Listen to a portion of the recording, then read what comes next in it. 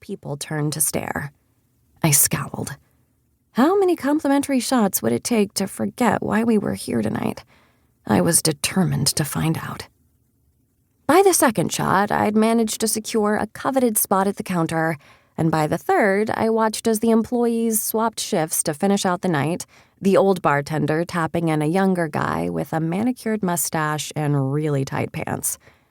The newcomer acted like he couldn't hear me on my first couple attempts at ordering a buttery nipple shot. He bowed his head toward mine, his comb-over silhouetted by the Edison bulbs and the blue and purple lights gleaming off the subway tile backsplash.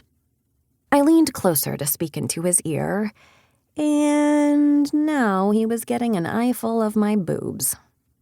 While he bent to grab the butterscotch schnapps from the bottom shelf, I hooked my thumbs under the straps of my corset top and hiked it up for more coverage. I'd dressed for pictures, but already I was regretting it, because I'd sincerely rather there was no evidence of me being here tonight, and preferably no memory while we were at it. The bartender was sliding me my fourth shot, and I was debating ordering something stronger when a delicate hand with immaculate red nails darted in front of me. Joe stamped my buttery nipple shot on the counter before tossing it back, then pretended to retch. "Ah, that tastes like something my grandma would order." I shook my head, folding my arms against the counter. The whole bar top was made of scuffed-up resin with vintage LA Times newspapers sealed inside, headlines about Clark Gable and the moon landing and the 1994 Northridge quake. If I knew you were going to steal it, I would have ordered a tequila shot. Joe's red lips parted in a winning smile. That was her signature color, that classic Bordeaux red. "I'm pretty sure my maid of honor is contractually obligated to do a tequila shot with me anyway." I was inclined to agree, but not because I had anything to celebrate. I hated weddings. By extension, bridal parties ranked pretty high on my list of things that were best left to corny romantic comedies and trashy reality TV like Say Yes to the Dress. Mercifully, it wasn't my engagement we were supposed to be toasting to.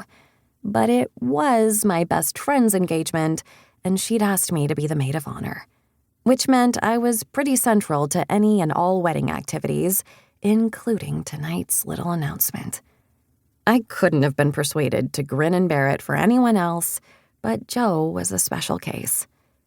"2 shots of Casadoras," I told the bartender when he finally decided to acknowledge my cleavage again. "With lime? And do you have any salt shakers around here?" He tore his eyes from my boobs and gave me a blank look. "Or margarita salt? I'm not picky."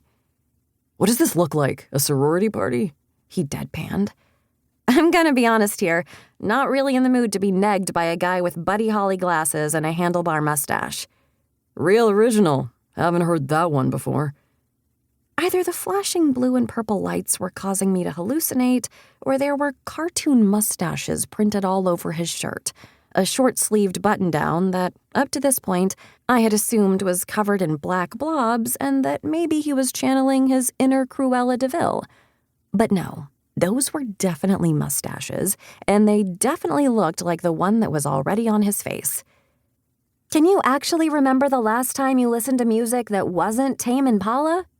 He pointed at the overhead speakers. "Right now? There is literally music playing right now." As though to drive the point home, the song changed to Gasolina by Daddy Yankee. "Just pour the drinks and I'll leave a good tip," I said, trying not to sound too exasperated as I held out my wristband for the 5th time in a row. "There should be a comped tab under Anderson." With an eye roll that looked almost painful, he turned his back on us and grabbed a bottle from the middle shelf. A part of me couldn't fault him for his irritation. It had to be annoying, people waltzing into your work every week, brandishing orange VIP bands and demanding everything for free. These clubs were always hosting some promotional event or another, emo night or 90s throwbacks or whatever else they could come up with to draw tourists and locals alike. Tonight, aspiring actors and musicians and every other brand of LA hopeful were packed into the Blue Room, all under the guise of Influencer Friday.